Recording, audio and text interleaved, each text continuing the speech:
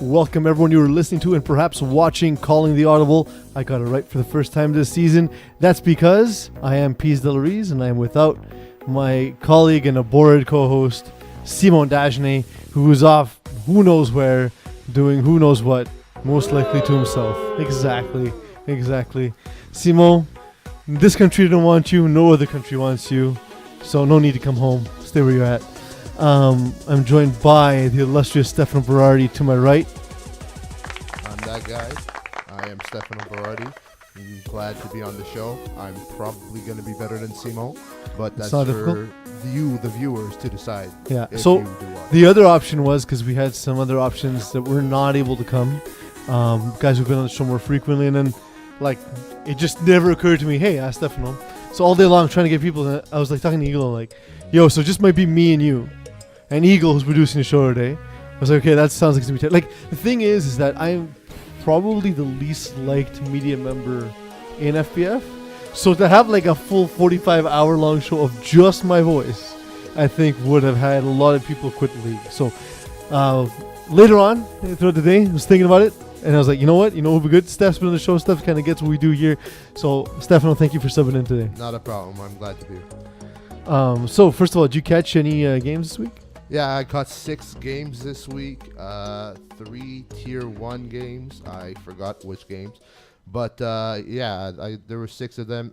Yesterday, I had Les Banlieusards. Against lightweight? Against lightweight. All Anglophones in this league have trouble pronouncing that. That's okay. I said it slowly, I could know I'm not offending any French people. So Banlieusards. I'm assuming that's how they say it. Banlieusards, just faster, right? Yeah. Okay. Against lightweight. And the other one was Conspiracy. Mm-hmm. Which was a very entertaining game, to say the least. They were up against... Who were they up against? They were up... FPF All-Stars. FPF All-Stars. I actually don't have that one in my script, so... Kind of hard to forget that. It was Kevin Y's team, and Kevin Y was playing on defense. So, yeah, it's all coming back to me. And then I had a Tier 2 showdown with Flamants, and... it was a very low score. La Vida Loca. So let's start there, if you don't mind, Steph. I thought this would be a high-scoring affair, and you mentioned it was just 12-6 win for LVL. Nick Schaffer, usually a typically safe quarterback. Looks like he got away from that a little bit. And talking to Thomas Kutsu after the game, he said, yeah, but there was 2 balls that were dropped into defenders' hands, but that usually means you're also throwing the ball into traffic as well. So for a guy who typically throws safe, why do you think he got away from that in this game? I feel like because he was playing down, he would force throws to ensure that he would make up for that point loss that they've had. So he was forcing throws indeed. Some of them were deflected into defenders' hands, but kudos to the defenders to be in the right position for that. But yeah, he was rushed. He was rushed really well. He was moving all over the backfield, trying not to illegally forward throw the pass. Mm-hmm. And it just kind of got to him. He was kind of forcing throws. He was probably throwing to places that if he had a bit more time to think, he wouldn't go for it. But it was good defensive game, that entire encounter. Thomas Kutsu had 4 sacks for Flamants. He said the team, however, couldn't recover from the mistakes on offense. What could they have done on offense to better fit that situation? You're saying that they were forcing it downfield and whatnot, but what approach could they have used to better suit what situation we're in? They could have probably kept it more simple. They could have kept it a little more simple instead of always going for the deep plays and big plays, short yard, just move the ball up the field. That would have probably worked better for them, but they're all about entertaining, let's just say. Mm-hmm. So they were more or less running all around for Nick Schaffer and tossing it up, hoping for the best of these receivers. They actually got in the first half, they had a Hail Mary that actually worked in their favor. I don't know how, but a defender was on the floor somehow. No call was made, but there was a Hail Mary at the last play of the first half. So, they were trying to, that's their reputation. We know they're a fast team. They're an athletic team. They're fun to watch, and they just, kept up with that. But this time, Levian La Vida Loca was ready for it, and they stopped it. It does seem at times that they over-rely on that athleticism, and we've seen them lose to less athletic teams throughout the season. For LVL, is their offense stunted by ostensibly running through Nick Sato and Alexis Labonte? They account for 53% of the team's completions. Yeah, Zach Kivige, he was going for Nick Sato was his main guy. Mm-hmm. And when the defense was accustomed to that and started covering him closer and making it harder to find Nick Sato, he would turn to Alexis Labonte, and it kind of worked for them. But in my opinion, if you have 3 other guys on the field that you could find for plays, so if you were to spread the ball a little more, I'm pretty sure they would have put up more than just 12 points. And one guy who's done a good job is like spreading the ball around, like we talked about for EZW, Jeremy White. We saw this week it was Maxime Boucher is here and JC Ferland go off. Every week he seems to have a different guy. Their offense being particularly tough to match up against. Hawks had a tough time with them. They started Jakub Telemac. We assumed he would make this team better, but do you think this is the right kind of team that Jakub can succeed with? See, that game I also watched. That was one of the games I watched, and like you said, Jeremy White, he's a fantastic quarterback. They're kind of like the farm team, let's just say, or like lower tier team of Flamants Fous. And all hooks. So they basically play the same style. Mm-hmm. But yeah, as for the Hawks, Jakub would need people to stay with him because he likes to use his feet. And most of his receivers just give up on a route, and they just because they automatically assume that he's just going to take off running with the ball. So they're like, okay, I'll just do this route that he told me to do, and I'm guessing that he's going to go. He had a connection with Riley Pincombe. That was a good connection that they had, because Riley would be the guy that would follow him and help him out if he was like running, scrambling in the backfield and such. So if they were to follow Jakub, he likes to like the way he runs. Their offense would be more lucrative, and it would be more easier to get some points on the board for that team. Is that a chemistry thing between Jakub and the rest of his receivers, or is it just the receivers not understanding the system? I mean, what do you think the problem is there? See, in my opinion, I think that the receivers and Jakub need to get on somewhat the same page. Let's just say the chemistry is lacking, yes, but it's not terrible. It's not terrible, but. Yeah, they just need to work out some kinks. They know that Jakub likes running around, and if they just follow him and like maintain that, and Jakub tells them to follow him on their drag routes and such, if they were to stick with that, they would have more success. So there is a bit of a chemistry issue between Jakub and his receivers. I think it's easier for them to adapt to Jakub Telemac, Eagle, than for Jakub to try and fit their system, because it's hard, like. Reading a defense is something that you can either do from the pocket or you can't, or something you learn to do, but he won't learn it with a new squad of guys without making a concentrated effort and without sacrificing the season to learn that on a personal level. And I don't think that's what he wants to do, and I don't think that's what they brought him in to do. Someone that we're going to bring in to the show right now, we're going to talk to former 2.5 Dan's player and now Greendale human being, Danny McFee.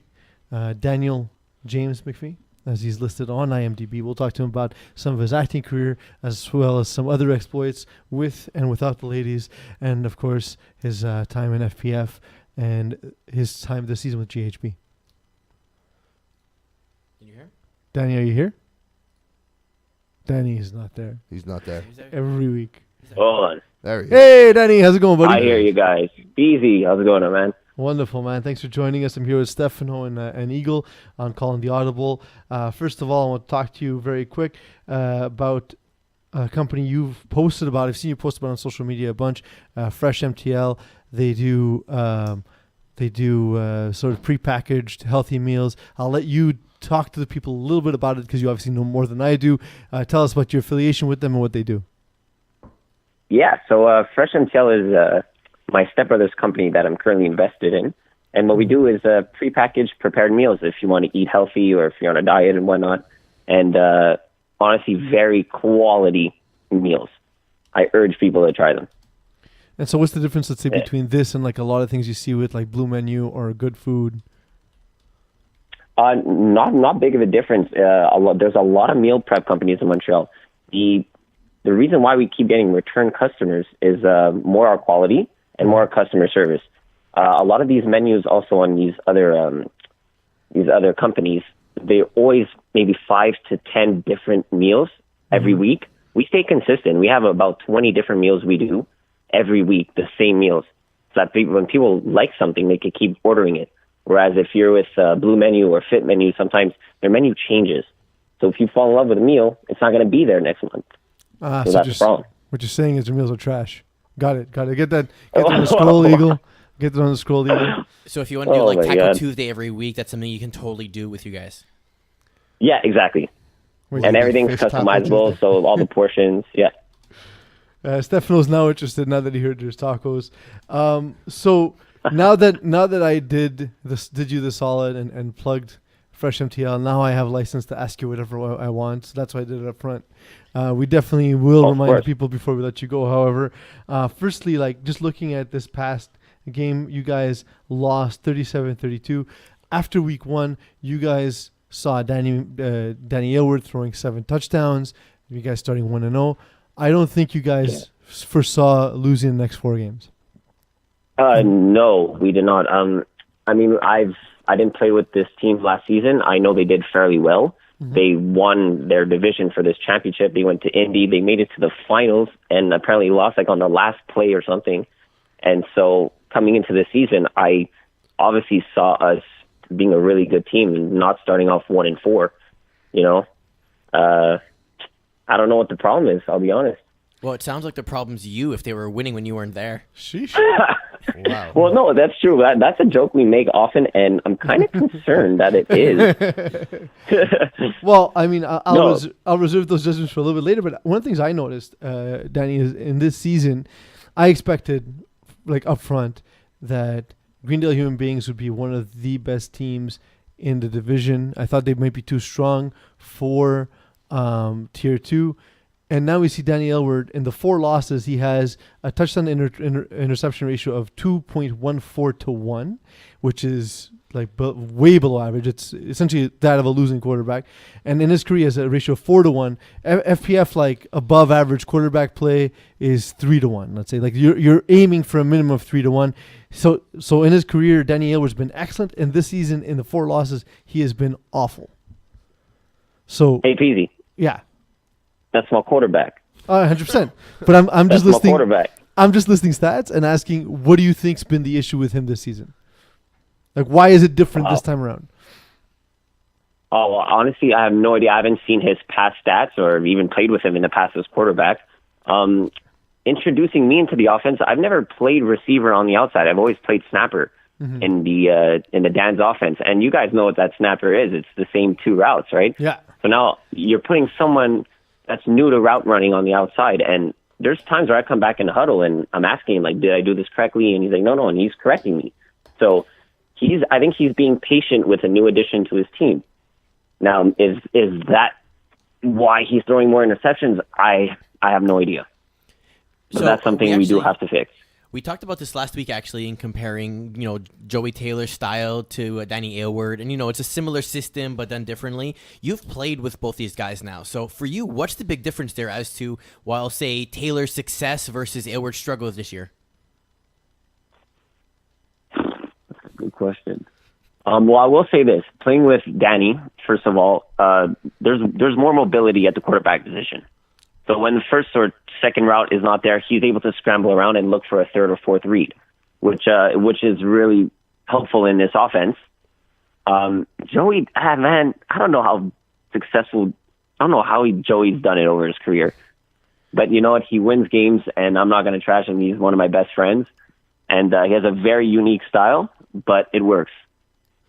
Well, and he's going to be in the Hall of Fame. He's going to be in the Hall of Fame. That's crazy. It is crazy, but it's bound to happen. Yeah, he's so Danny. Yeah. You said you're used to being snapper. We've seen that Joltepuff snapping with Danny. He's been having a very successful season. So, do you think if you were playing the snapper role, you would have Joltepuff numbers, or do you think that they would differ? At first, I thought I would be a better snapper because I thought my ability after the catch to gain those yards was better than Alex. But watching him this season, I cannot say that that's the truth. all his catches are kind of like in the range of the 2 to 3 yard range, but he's turning them up into 15, 20 yard gains. He's It's insane. definitely quicker than you would imagine with someone that with that Yeah. lack of follicle. You see a ball, dude. You don't imagine speed necessarily, but when we were facing off against you, Danny, one of the things I thought we'd see was you at snap, so it kind of took us by surprise in the first couple of plays. I was like, all right, no, we need to adjust our defense a little bit because that's not what we expected. Because I've only known you as a snapper, but let's get to some things that are a little bit more entertaining and less related to that specific part of the season where you guys have struggled. You worked as an actor in the crew and as well as in the direction capacity. What do you enjoy doing the most? For me, being in front of the camera, acting 100%. I mean, any way I could be creative, whether it's directing or writing or acting, I truly get joy out of it, and it's a passion of mine, right? So when you're able to follow your passion and chase your dreams, it keeps me young. You know, I keep myself busy with something that I love doing, and I have no regrets. It's one of the toughest things I've ever done in my life, and I'm pretty proud of myself for not giving up. Oh, definitely keep with it. I will say, however, since you enjoy being in front of the camera, I got a couch just for a part for you. But I'll let Eagle. Eagle looks like he has a question to ask you, so I'll let him. Oh, is it one of those the black couches there and those casting videos there? One of those. You recognize my videos. Actually, Danny, I was going to say, I remember watching your PSA that you did recently for, I think it was cannabis and driving and everything. And I thought that was cool, but then I saw the behind the scenes and everything. And so you guys actually were in like a simulated car crash pretty much, right? All right. So the situation with that is I had no idea that was going to happen. So when you because you were so high, or no, didn't give the details. All right. But that's it. Like, so when you book a commercial, you don't know the exact details. It's more or less you go on set and it's pretty much just go with it, right? So the director pulls us aside, the 4 actors, and he's like, yeah, so you guys are going to be doing a stunt today. And nice. Right away, my heart started racing. I've never done a stunt before. I didn't know what to expect. So we're going over the safety rules and all that, and I almost shat myself. But the girl next to me, she was all cool, and she's like, oh, yeah, let's do it. So I had to put up this front, like, I'm not scared, whatever. Yeah, I didn't totally shit myself, yeah. But that's it. And I had literally, so we did 2 of those takes where we had the tampered glass exploding in my face, and they had to, you didn't notice them in the commercial, obviously, but we were wearing earplugs because the noise was extremely loud. My God, and so we did that 2 takes. I've never experienced such an adrenaline rush like that. And I've been skydiving. Nice. It was so much fun. Yeah. Here's another question. When you go in for an audition, okay, do you ever feel like by the time it gets to your turn, the position's already filled, or do you just like go with it anyway? Don't discourage him from my casting couch. I'm just saying. No. If you walk into an audition, there's a very long lineup. Like, what do you feel? Does it ever like?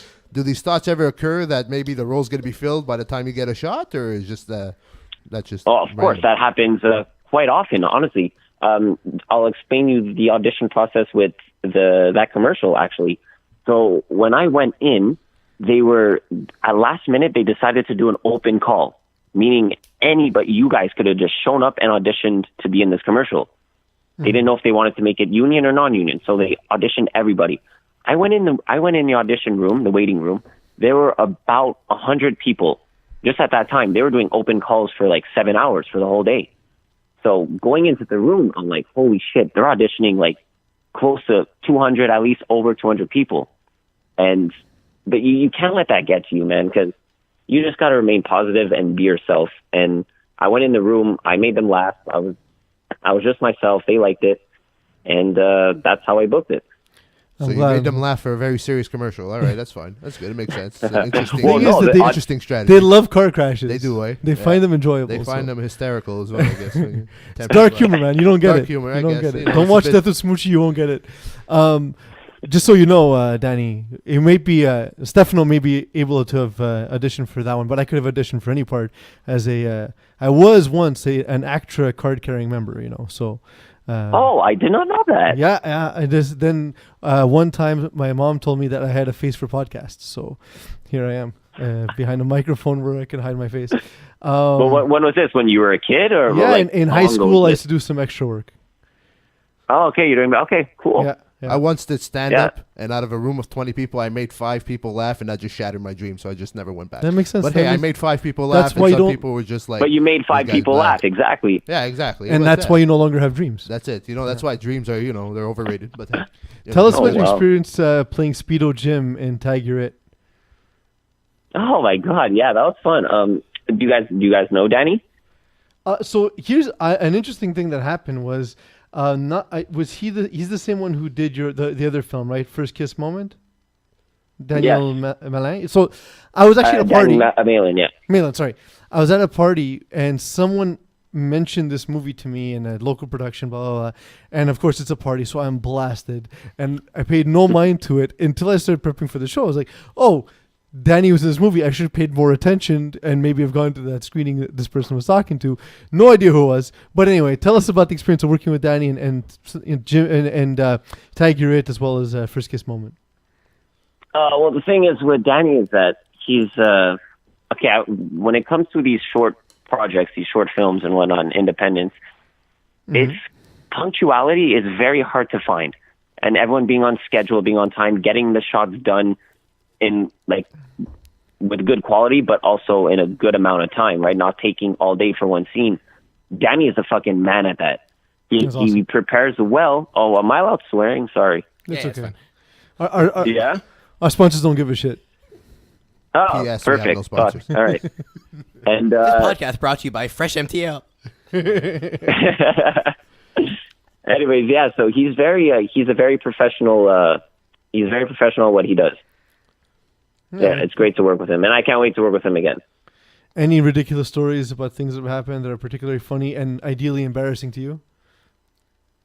Not embarrassing. I mean, I remember going into this audition once for it was the role I got on CBC's show This Life. It was a 2-liner, and so she's like, "Okay, you're picking up garbage with this pretend stick." Right? She gave me a broom, so she's like, "Pretend to pick up garbage for like 5 seconds, and then I'll call action and say your line."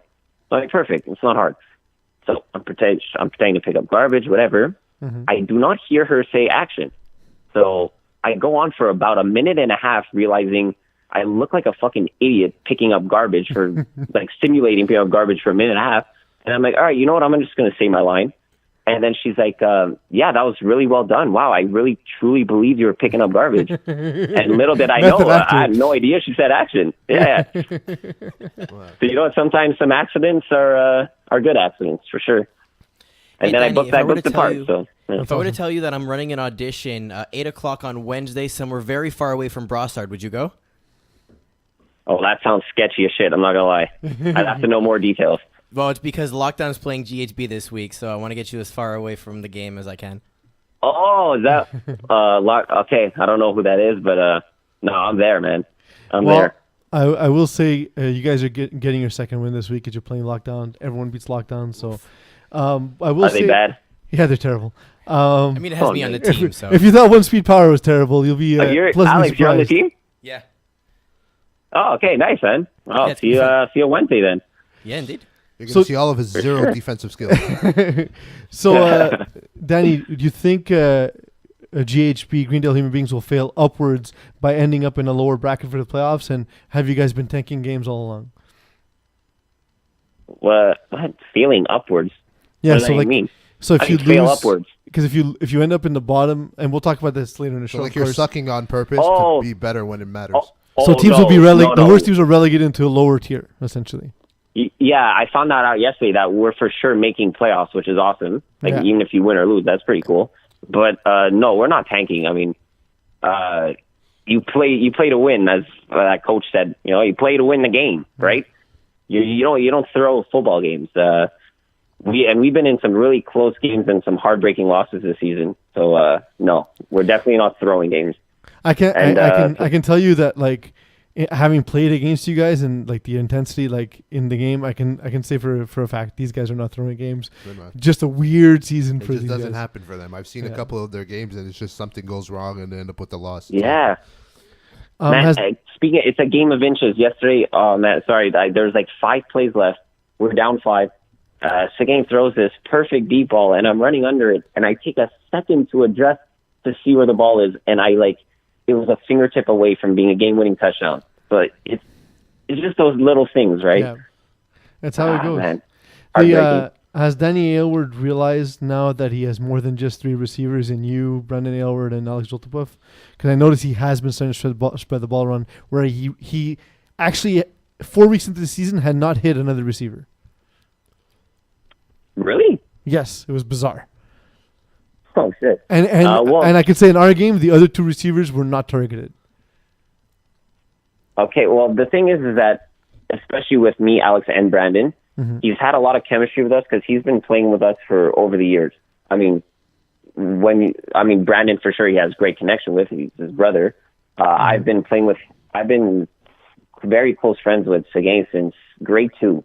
We've been playing sports all of our lives together. So we have a built-in connection, and Alex as well. So, I mean, it could be the chemistry, but he's going to work with the other receivers, and they'll get some balls. I mean, you saw yesterday, Sash caught a touchdown. The other guy, Mitch, he caught a touchdown as well. So we're going to start spreading the ball more and won't be so predictable. That's good to hear. Any chance at a real 2HD reunion? Getting all you guys back with Joey Taylor. Oh, my God. Well, the thing is that I think we're ranked too high to all play together. We'd have to go to a really high division. Yes. And then we'd get... Because you have a Hall of Fame quarterback. So that's how that works. Well, that's it. Like, Joey's too damn good, man. And the thing is that, yeah, if we were to all get together, we'd have to play at a really high division. And just say no. I don't think. Just say no and you hate Joey. No. I'm not saying no because I'm not going to rule that out. Never. All right. That sounds good, Danny. Thank you for your time. Before I let you go, tell the good people where they can get some great food. Oh, if whoever is listening to this, you come visit me at Fresh MTL. We have a location in Ville Saint Laurent, the Gold's Gym. We have a juice bar. We also have a juice bar and a kitchen in the Gold's Gym in Laval, right off the 13 in the Mega Center. Come say hi. And say you're part of the FPF community. I'll give you a discount. Awesome. Thank you for joining us, Danny. Have a great night. All right. Thanks, guys. Take care. So, what's my leeway in making fun of Stefano as an interviewer? Like he's doing us a favor, his last minute. You could say whatever you need to say. Nice. My favorite thing of the whole interview is when you started the question by saying, "This is a question," and then you said your question. You know, I gotta make it seem like I'm professional in any way. So before you tell someone something, you start with, "This is a statement." Yes, and they understand right away whether to take it seriously or not. I'm doing the other person a favor and not catching them off guard. So. For anyone who's a Parks and Recreation fan, it's a Perv Hadley moment. You heard with Perd, where he would introduce his statements by saying that they were a statement. All right, that was a lot of stuff, a lot of FPF stuff, a lot of movie stuff. Eagle, how do you find yourself procrastinating at work? Because today I procrastinated by writing my script for this show, as I tend to do on Thursdays. I did not get a chance to procrastinate this entire week. Okay, but let's say when you get a moment, like slow period. Like, what do I do? Yeah. How do you find time to waste? It's a little bit of everything. So I usually have like a Spotify playlist or an iTunes playlist, but usually it's more just kind of like background noise than anything else. But sometimes I'm like, you know what? No, I actually want to listen to it this time and actually kind of just sit there. There's, FPF work has to get done. So sometimes there's time slots where it gets done. Yeah. And I don't know, the usual stuff. Twitter, YouTube, Facebook. He's definitely procrastinating tomorrow. I mean, I have 3 screens, right? So I can do a variety of things all at the same time. Mm-hmm. I got 2. Variety of things. I usually have one screen that's at least partially safe for FPF, so I get you. Steph, what's your procrastination technique when you have to focus on things and you'd rather not? See, I don't really focus on much because I have nothing going on. Mm-hmm. But when I do procrastinate, I just tend to not do anything and just like stare into space. Yeah, that's terrifying. That's amazing. That's amazing. So you should try it. It's actually very fun. You know, when you hear like, hey, this guy turned up to be a serial killer, Oh, that was a sign. That's Maybe- your moment. Maybe it is. That's Maybe your it is. serial killer You know moment what? right there. I haven't killed any animals yet or humans, so if I start, then you should start being terrified. And just to be sure, when you say serial killer, you're Serial. saying SERIAL, right? C-E-R-E-L. No, the dude smashes cereals. I can see it. I haven't eaten cereal in like 2 years. Cereal's dumb. We talked about it last week. Cereal is very dumb. It's Why does it have to be mixed with milk? I know. Like, why Milky not bread mix it with soup. whiskey? Also better. Much better. Irish. Les Amateurs de Sac had a game Lucky that Charms. finished early. It is 3 straight shutouts for Jean-Guy with a little bit of an asterisk. So we will talk a little bit about Jean-Guy, but we'll just mention very quickly. Is it David Lamoureux? Just double check that for me, I Eagle. believe so, yeah. David Lamoureux suffered what appeared to be a broken nose. Was a literal bloody mess on the sideline. Yes, he was. And the rest of the game was called due to this injury. It was just a very, very violent-looking injury. Something unfortunate happening while he was running. Just had a collision. That's an unfortunate part of FPF. It's happened sometimes. I remember a few years ago, Antonio Lani just literally breaking his face. Oh, yeah. His face broken into pieces. And if you've seen him come back recently, he wears the rugby helmet Right. now to help protect Yeah, against I've seen concussions. that. And so it is something that happens. So our hearts out to David Lamoureux, and hopefully he gets better soon. Yeah, and no suspensions in this. They're just one of those freak accidents. Yeah. No, it was Unfortunately completely happened. accidental. It didn't happen on my field, but it happened on the field that was behind me and the other scorekeeper. It was just they collided, accidental. Nothing happened, and ambulances got called, and it was blood. It was actually truly very hard to see a man just laying there and just bloody face and hands and arms. It's awful. Yeah. On the Jean-Guy side of things, because it is our job Yeah, to talk about flag that. football. So Jean-Guy now with 3 straight shutouts, despite this being sort of not entirely a shutout. But will their defense work out in a higher tier? You see, their division, their defense seems to be right exactly where it has to be. Mm-hmm. So if they were to let's go up to tier 3, it would be tougher for them to maintain those shutouts. I've seen a couple games, Jean-Guy, and sure they have that bend but don't break kind of system going. So they allow lots of yardage, but when push comes to shove in the red zone, they shut them down, and then they force turnover on downs, and then they find ways to put up points on their side. But their defense is right where it has to be, in my opinion. Yeah. Looking at these two teams now, let's hope for the best, and David Lamoureux is back next week, and he's healthy and everything's good. Have we done all our analysis for the qualification round for Les Amateurs de Sac and Jean-Guy? Like, if they just given us what we expect from here on out, and we don't expect them to change too much in standing and so on? Yeah, see, I don't think that there's going to be much difference from now until the end of this qualification round. So, yeah, we pretty much see what this team has to offer in Amateur de Sac and Jean-Guy.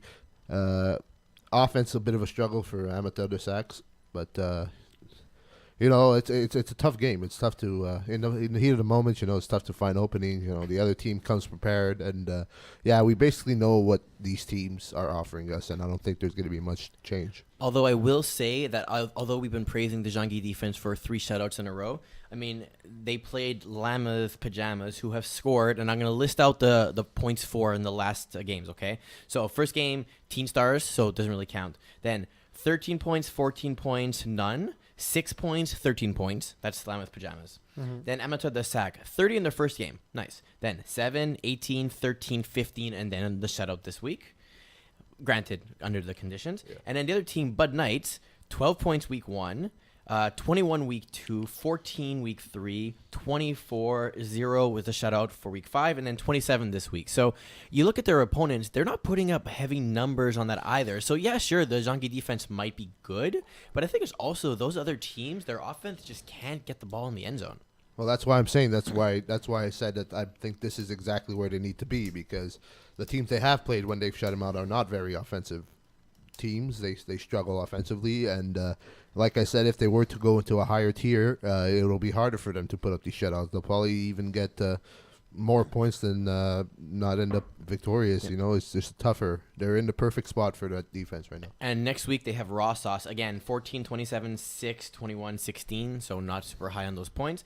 And then the big game of the week is going to be Teen Stars, where they've actually put up decent numbers. Teen So Stars that are one's good. going to be Teen that Stars one's are going to good. be the one where we're going to be able to say are they legit or not. They're That's going what- 8-1, 7-1. They're losing that game. Teen Stars are good. Just because I don't think Jean-Guy can score enough to keep up with Team Team Stars. Stars offense is pretty strong. So this is a happiness sandwich. There's a sad bread. There's going to be a happy meat. And there's going to be another sad bread after the story. But let's go with happiness. Let's cheer up the crowd. Yep. Francois Martin lost. Woo! Yeah! Wait, that's So- the sad news? He didn't. No, that's the That's happy the news. happy That's the happy news. He didn't happy get. No, the sadness was with David Lamoureux. Now we're talking about Francois Martin. I have another story later. Francois Martin lost. I celebrated. Got very drunk. Yeah. It was very enjoyable. I don't like to see the suffering of others unless they're Francois Martin. So what was the happy juice that you chose? It was actually.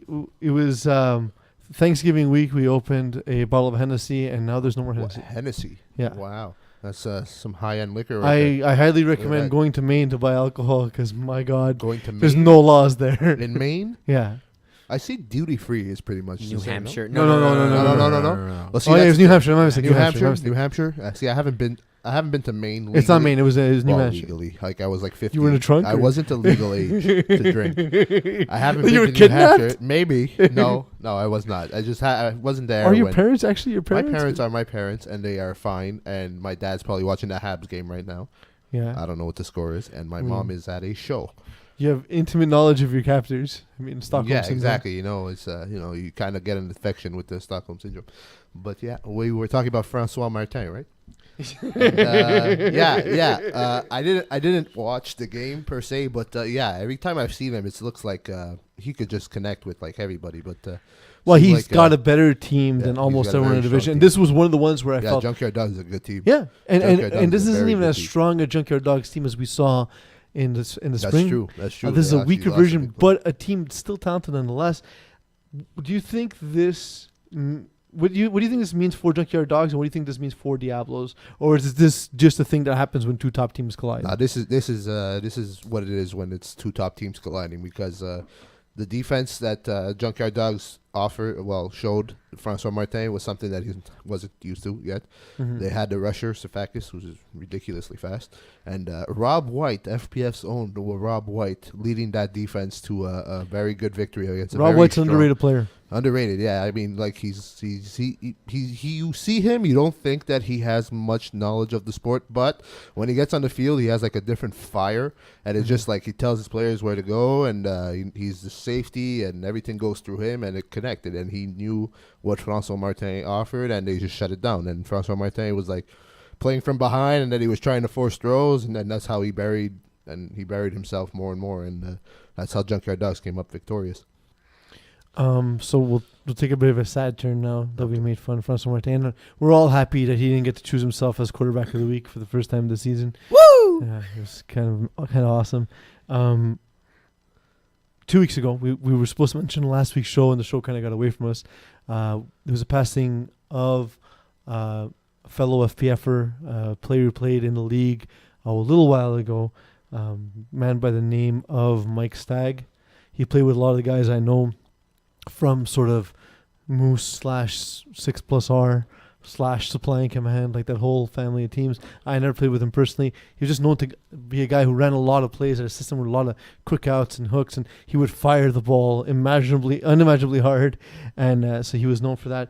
He died at too young an age. He died from ALS and dementia. And I think you were the coach in the community. I'm He not coached exactly at sure. warm-up at sea. I spoke to Corey Greenaway briefly. He said that he always made an effort to speak French to the guys, knowing that this is the community he was coaching in. Even though his French was awful, he's not a guy. He grew up at a different time in Quebec as a pure Anglophone, and he always used to make everyone laugh because he did try, and they weren't laughing at him. They were just sort of like joyous and being around him and seeing his level of him trying to make his players comfortable, and someone who's very, very much appreciated in the community. It's sad to see him pass, unfortunately. I haven't gotten. I never got to meet Mike, but his name his name will be in FPF, and I've heard stories. He's an overall genuinely nice guy. He tries to make everybody feel better around him, and thoughts go out to his family. So we like to look at FPF as a distraction from our real lives. We talked about how the three of us use it, or the two of us use it to procrastinate. The two of us aren't serial killers, use it to procrastinate, and make it a part of our daily lives. Guys, I now want to go back to the distraction because that's what we're here for. But I want to start with, first of all, for those who don't know, every week Stefano Berardi is one of many scorekeepers who give me a rundown of the games he witnessed during the week. They are often terrifying. They are the meanest things and some of the best analogies and allegories you'll ever find. I can't read them on the show, but they fill me with lots of delight. In fact, sometimes they're entirely useless, but I read them over and over again because they're amazing. So do thank you for that. So I want to ask you, Eagle. You want to do like a 90 seconds of heat, but the Stefano Berardi version? Is it a little bit too risky? That's super risky, and I didn't ask him to prepare for it. Yeah, but that's half the fun. Would you be ready to give your 90 seconds of heat? Just give me a brief explanation, and I'll see what I can You do. just talk for 90 seconds about the things you saw. Be mean, but don't be that mean. Don't be quite as mean, and give us those ridiculous analogies like you give me. Fair enough. Okay. We could try that out. Let's try. Let's get into the mind of Stefano Berardi. So once you hear the music starting, Eagle will cue you up for 90 seconds, and I'll just sit back and enjoy the magic. Kind of forgot what my games I watched, though. We pretty much talked about 4 of the 6. But, just yeah. try and remember as much as you can and talk for 90 seconds. You ready? Quick glance here. And hold on. We are the 8th. Well, we were the 8th. Oh, so I'm ready. So just in case, we got a nice little... Nice. But it's gonna be tricky to time it. I'm You gonna don't have a 7-second delay. Okay, this is not. You'll beep on all the wrong words. You'll get only swear words. That's kind of This amazing. is not happening. This is not happening. Okay, hold on. Okay, about All right. about any of the things you've seen this season, about any of the teams you've seen this season. 3, Okay. 2, 1. Well, I could tell you that whenever Teen Star shows up, they are good, but their punctuality is horrid, and they need to get more clockwork done. That's for Teen Stars. Very good team. All right. Bulldogs, please change everything you do on the field. It's tough to watch, man. But hey, you guys feel like you're at a division that's too high for you. I agree 1,005%. Just because you do not know how to get things done in Tier 3. That's Bulldogs. Who else is there? Llamas Pajamas. Why choose that name? For one, that's probably the worst thing about that team is that name. But also their lack of skill of any kind is kind of tough to also adjust to. But hey, you're getting better, I think. But you're trying at least. E for effort. Hawks. Okay, first off, get your quarterback situation in check because Jakub is not for you guys because he plays completely different. He only has one guy that he actually knows who he is. And the rest of you are just there that are pretty much decoys for a pass that will not happen. Your favorite scorekeeper? My favorite scorekeeper is definitely not Mokan. But I will say that it is myself. And no, I am not talking like an a-hole. But I feel like I do the job better than most. No offense to all the other scorekeepers. Agreed. That was perfect. There you go. That was good. That's That's awesome. it. The favorite one is myself. Yeah. Also, I want to clarify this is 900% nicer than the text he actually sends me. Oh, yeah, yeah. I have to be. yeah. I have to be.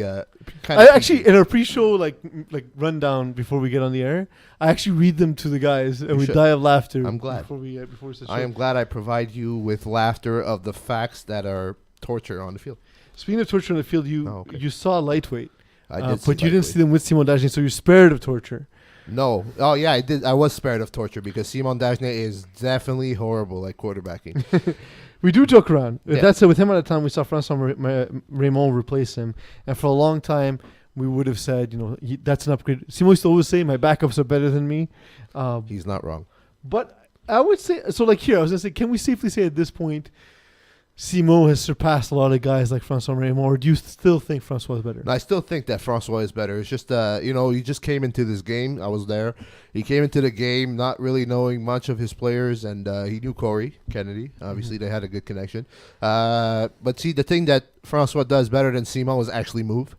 Because Simon barely moves, and even if he tries moving, his arm I just can't. I can't stand his throwing motion. It's actually like, what are you trying to do? Are you trying to like throw a javelin or something? But yeah, it's poor. I heard he has shoulder problem, but still, get it in check.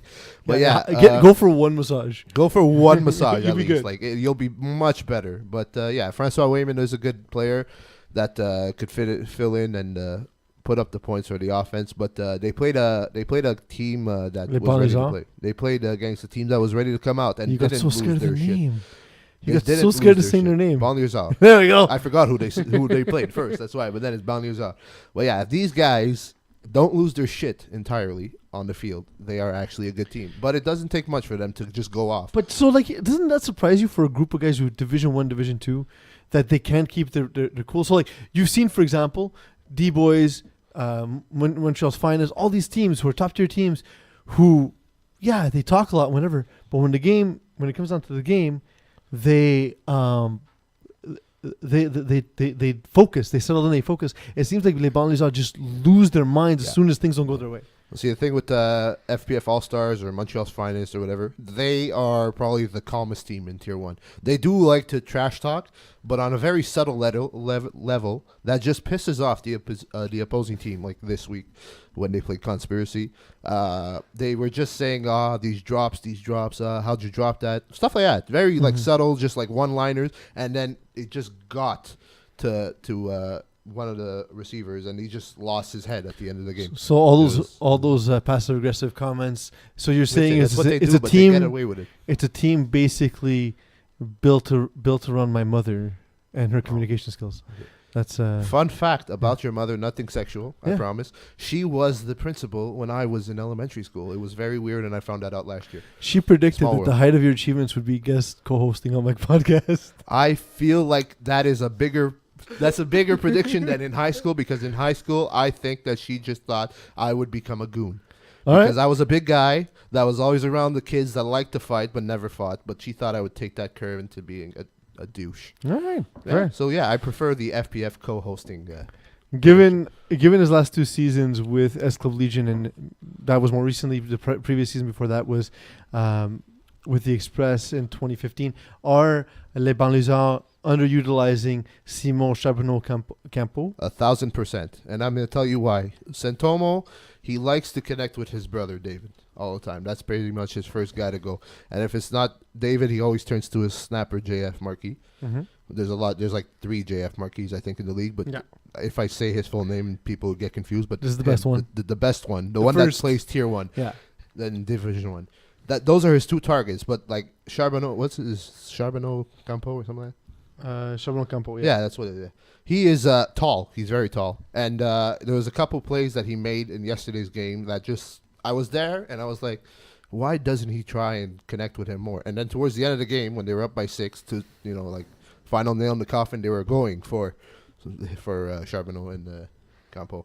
So if they utilize him, they would probably be better. But like I said, their main flaw is their attitude. If they could keep it down and just keep a cool head, they'll be much better off. All right. So for those who don't know, because there still seems to be some confusion about this, but I'll explain it once again. We're going to break down how the teams will... Eagle, I'm having trouble getting this on my phone. So basically, as everyone might know or might not, everyone makes playoffs. So there's no eliminations that happen after we finish our 8 games. But it just depends on whether you're, I guess, promoted or relegated to a lower tier effectively for the playoffs. So there's this whole matrix that we have that actually kind of explains it. And we're going to go ahead and put it up over here so you can see it. So basically the top 6 teams of Tier 1 advance as their own group together. So there's no relegation from Tier 1. So top 6 teams will move on to the highest tier of the playoffs. And that includes Braves, FPF All-Stars, STL, Conspiracy, hashtag NR. Oh, sorry, I did it in the wrong order. Braves, FPF All-Stars, STL, number 4, Lockstars, hashtag NR, and number 6, Conspiracy. Exactly. Now, from that point onwards, there's a little bit of a snake kind of system. So you don't want to just take 7 to 12 and dump them all together, right? We want to go ahead and put the top competing teams in one particular tier with other ones, and we kind of do a mix and match. So if you're looking at colors here, and God, I hope some of you aren't colorblind, we have... I'm having a seizure. 7, 8, 9, 10. So that would be 2HD, les Banlieusards, Lightweight, and Sweat and Beers as the top 4 seeds in the second bowl, which is the Arsenal Bowl. But now Dirty Dogs and Free Vinny, the hashtagless Free Vinny, they get demoted into the next pool. Exactly. And they end up being the top seeds of that particular group. And so Diablos and Levion La Vida Loca move up into the next grouping. Exactly, into the Arsenal one. So then, to join Dirty Dogs and Free Vinny, we have One Speed Power, Flamants, Fous, Junkyard Dogs, and SWAT. Once we start losing games, man. This is not... Going back to the conversation, you should throw some games. So then, from that point onwards, same general idea. So Voodoo, Pigeon Squad, Outlaws, and Lockdown are the top 4 of the Poliche Bowl. And then Easy W and Unknown Talent go into that 4th bowl as well from Tier 3. Then similarly, Shinar Bowl has Me Machine, GHB from Tier 2. Dream Breakers, Los Bandidos, Warriors, and Los Avocados from Tier 3. Man, and so like, just looking at it, Eagle, at this point, do you think Tier 3... Who do you think has tougher competition moving into that grouping? Is it where Dirty Dogs and Free Vinny are moving in to face teams like One Speed Power, Flamants, Fous, Junkyard Dogs, and SWAT?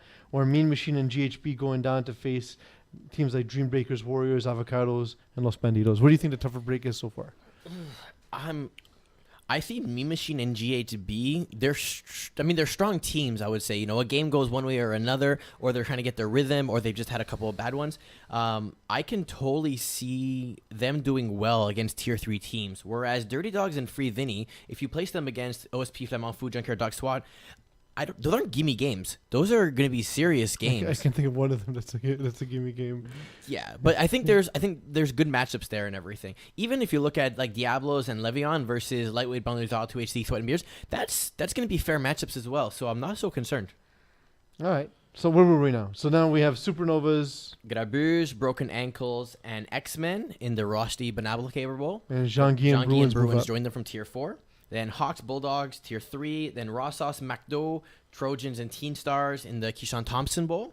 And then lastly, the last 6 teams. So we don't promote from the bottom 6, just like we don't relegate from the top 6. Exactly. So Replacements, Trailer Bark Boys, Bud Knights, Fresh Lungs, Lime with Pajamas, and Amateur de Sac end up in the La Pierre Bowl. So the way this works, just to let everyone know, is that the teams that are with asterisks, so you can see here, so 1, 2, 7, 8, 15, 16, 19, 20, 27, 28, 31, 32, 39, 40, 43, 44. They're important for those numbers because depending on where you're seated, you actually get a bye in the first round. So first round, usually, let's say in the NFL, first 2 seeds get byes, and then wild card is 3, 6, 4, 5. Mm-hmm. Over here, we're not trying to penalize teams who have done well in other tiers. So which team gets the bye is different based on which one you're looking at here. Mm-hmm. So there's a different structure in terms of how that actually works out. And we'll explain that as we get to the final, to the bowl previews. I think that's the next show Simon will be on, if I'm not mistaken, Eagle. Am I correct? That's correct, yeah. So he's gone for the rest of the regular season, and then we'll get him back for that. And when we have more concrete details about the sort of division leaders and all that, there's some interesting matchups for sure heading into it. Like I said, I think there's going to be there's no way to do this, to have this kind of format where it's inherently even. Fair is the wrong word because it is fair because you earn your spot, but it won't be inherently even. But we'll see how it plays out. It's the second ever season of FPF Cup. We're continuously tweaking. It's what we do. And we still got 3 weeks left, right? Well, 2 full weeks plus the week 9, which is kind of recovering from the week 1 Labor Day games. So these standings are in no way final, right? There's a lot of movement that can still happen here. But just to give everyone a perspective of, let's say the season were to end today, how it would actually play out. I'm going to ask you a series of quick fire questions, Stefano, and you give me some quick analysis, and then we'll get into games of the week. Keyboard Lockstars beat Sweat and Beers 46-6. When things go right versus Jeff Rosenblatt versus when things go wrong, why does it seem to really get them, and why can't he stay focused?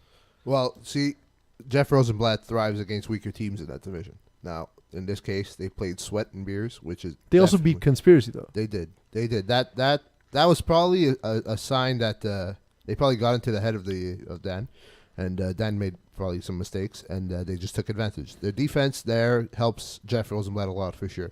If the game were to depend on the quarterback play, it wouldn't always work in Jeff's favor. But like I said, Sweat and Beers, they're not a tier 1 team. I've seen them play. They have a very strange team, I should say.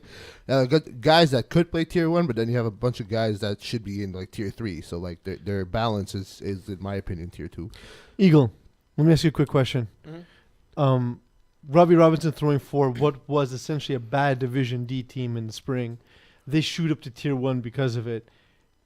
Are we overestimating the quarterback's influence with the quarterback rating in the FPF Cup? Yes. Okay.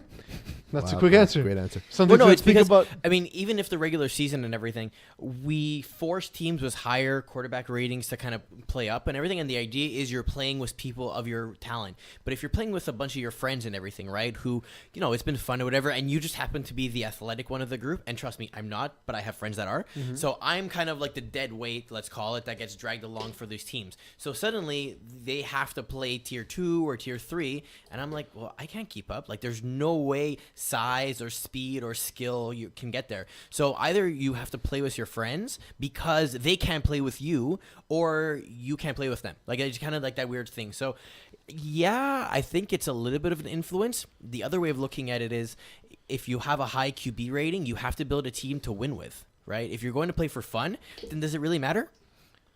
I guess not.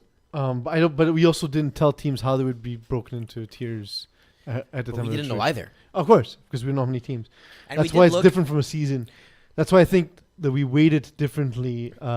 We need to weight it differently heading into the next. And Fall Cup. also keep in mind, just in that note, when we actually broke the teams down, we ordered it by total cap hit at the end of it, right? So it wasn't like we just arbitrarily picked caps and we're like, okay, well, these teams end up here. We put the teams in order and we drew lines at 12, 13, whatever those things were, right? So Are you, Stefano? Are you surprised 2.5 Dan's defense didn't cause more issues for Corey Pecker? I am surprised, but see, the Dan's defense is very good, but they need the guy to get after the quarterback quickly. So once they could do that, because Corey Pecker, he can't really move much. He could, but like it takes a lot out of him to make a defender move. So if they would have gotten to him better, they would have probably had a better outcome. But yeah, I was surprised that they didn't do better against Corey. Corey's a good quarterback, don't get me wrong. But like I said, if you get to him, he changes. He has to like adjust, and his adjustments aren't always to par for a higher division. And More they should surprising, do better. Voodoo at 2-4 or One Speed Power at 4-2? In my opinion, it's Voodoo at 2 and 4 because I see this Voodoo team and they're very good. I mean, Frank K at quarterback, he's fun to watch. He's hilarious when he's mad at himself. It looks like he's angry for no reason, but he's not. He's a good quarterback. He's got some weapons too. Kevin Marcel, Saint-Armand, Bergeron. Vaillancourt is very underrated in my opinion. People are like, oh, this guy, he's not going to do much. But in my opinion, he's a very good receiver. He always finds openings. But yeah, I'm surprised that they're 2 and 4 at this point. disagree. I think Voodoo is exactly what we expect from them. I mean, it's a core that's been together for a super long time. OSP is a similar core, but they've added pieces, subtracted pieces, moved pieces around, and so it was pretty volatile. So the fact that they've done well is both kudos to the team, but also a welcome surprise. Supernova's strong but undercover team by the FPF media. My fault mainly. Fact. Yeah, I don't hear much about That Supernova. said, is Benji Ziegler underused in their offense? Yes, he is. Benji is he's very athletic. He's a very good player. If they get him the ball more, I'm pretty sure they would get media attention because their offense would be stronger and put up more points. So yeah, I definitely believe that they should use him more throughout the season. Matthias Gagnon for Bruins, 3 games played, 7 catches, 80 touchdowns, 7 catches, 80 yards, 2 touchdowns. Worth wondering or just matchups? Well, listen, he stepped up when one of their guys went down, and he just showed up. He's a very good player. I've seen him play in Laval, and he always finds ways to get past the defenders, and he's very good. Like, people are going to have to adjust to him, or else he's just going to keep picking them apart. That brings us to everyone's favorite segment, Games of the week. Was I supposed to say it like that? Yeah. Replacements, Teen Stars. Teen Stars. Eagle. Teen Stars. Bud Knights, McDo. MacDo.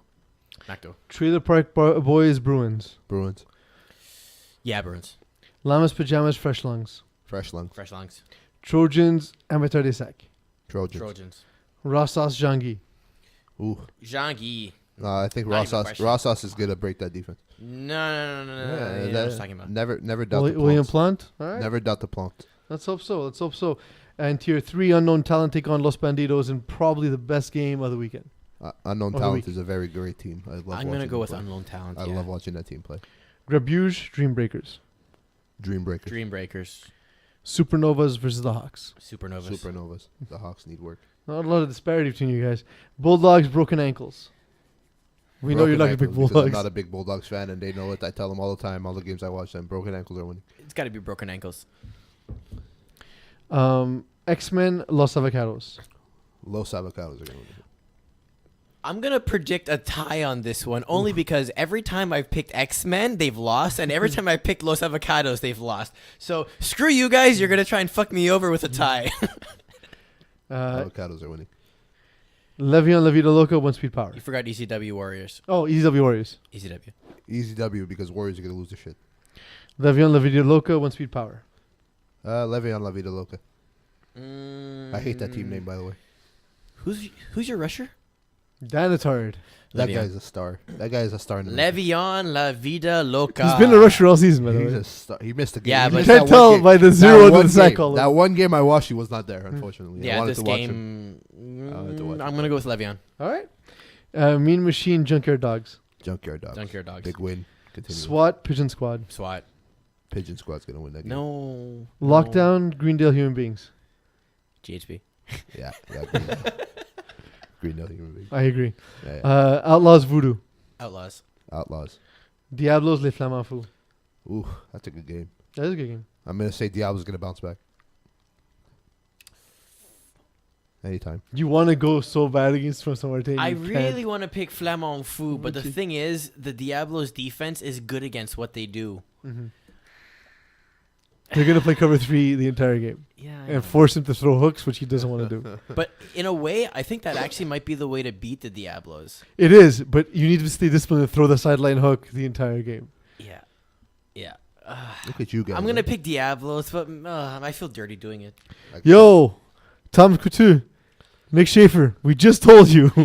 Do it. Yeah. Braves, Sweat and Beers. Oof. Oh, wow. Is this even supposed to be a choice? Whew. I'm saying Braves are going to win by like 48 points. Sheesh. Braves put up more than 60 in this one, They put up 60 this week. but more than 60. Oh, okay. The lighter weight without Simon Dagenet versus Dirty Dogs. Lightweight. Dirty Dog's going to win. Hashtag Anarchy Port Lockstars. Ooh. Good game. Hashtag NR, in my opinion. No, Keyport. Oh, yeah. They don't want to win, though. That's They keep trying to lose. FPF All Stars STL. That's a good game. That's a very good game. That's a very good. I think STL is going to come out with the win. Really? Yeah. I'm not sure. I'm really not sure. Well, okay, I want to think about this one for a little bit. So, Go for it. you have Dylan Taylor, who's QBing that team, Yes. and you have Jamie Ojea and Theo Ojea and Zach Thwern and Paula Pierre and Tell all me those these aren't guys enough for targets. STL. These are definitely good targets against the FPF All-Stars. And this is the first time Dylan Taylor's going to play Wyeth? Yes, question mark. Or I the believe it is. STL core has Yeah. played Wyeth? And Terrence Adams is rushed.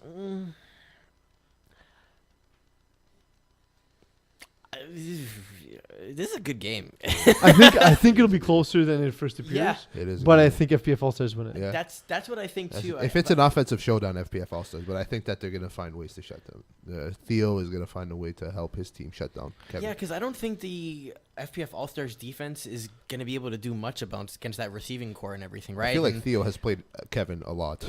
Yes. Yeah, So- but Theo, I mean, let's call it what it is. He's unstoppable when you don't cover him properly. No, I know, but I'm saying defensively. Most people are unstoppable when you don't cover them Very properly. No, but I mean, like he can carry the team, and even if you double team him, he can still carry the team. So over here, you overload one side of the field, and then what? The other side's taking advantage of it. And Dylan Taylor's smart enough to do stuff with that type of system. Will right? he have So time with crispy yard rushing? That's That's the thing. That's good. Because Dylan Taylor does not read quickly.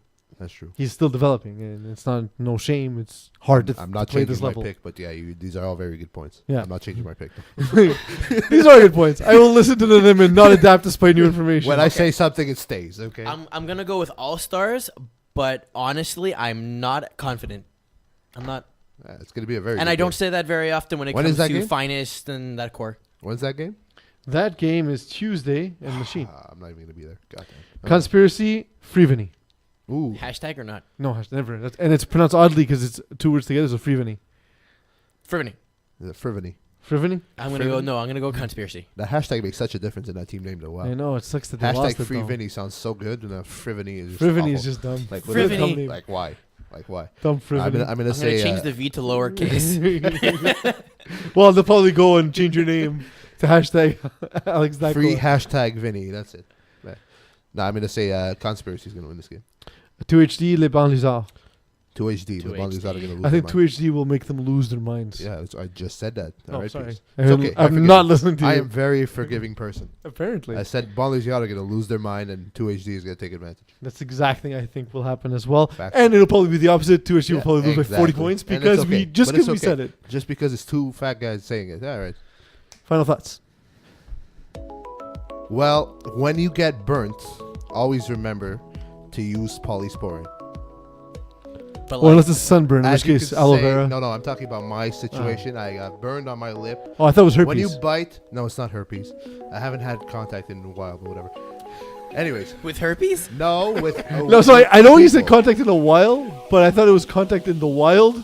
And that's better. That is better. Yeah. I'll take your word for it. Yeah, so when you're biting into a pizza pocket, be careful. It will burn you. This is sponsored by Polysporin. Stefano Berardi, the only living person to still eat pizza pockets. I believe they were discontinued in That is 1999. because I cannot cook.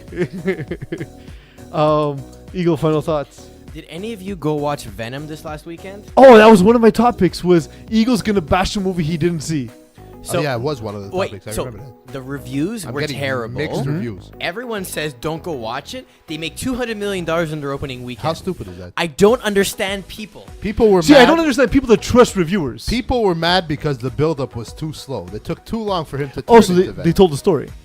Pretty much. People don't like story; they like action. That's what. See, this is entirely what's wrong with you. This as a is why person. Rotten Tomatoes is the worst source of reviews. In the world. Honestly, Rotten what Tomatoes. stops you from watching something yourself and making Rotten an informed Tomatoes. decision, Rotten or Tomatoes.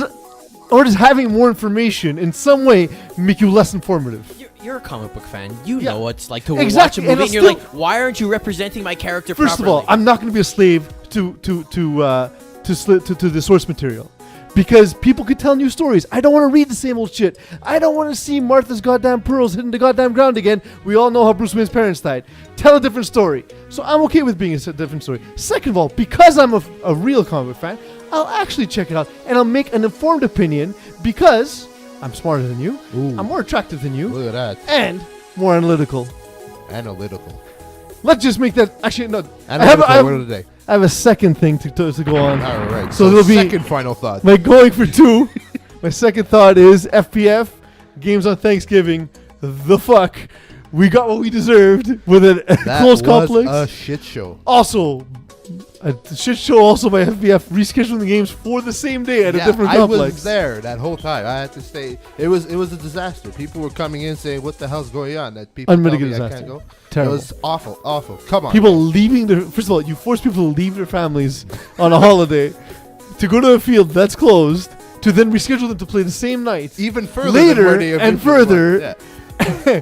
and out of the same direction. And you're expecting Jesus. to be respected for that? No chance. No. Sorry. That was rough. That's on us. That we was messed rough. up. That is our bad. But yeah, that was kind of brutal. Not gonna lie. But it So was fun. thank you, Eagle, for being the most predictable person in the world. Obviously. Thank you, Stefano, for being the most reliable person in the world. Thanks, man. Most of all, thank you all for letting me be myself.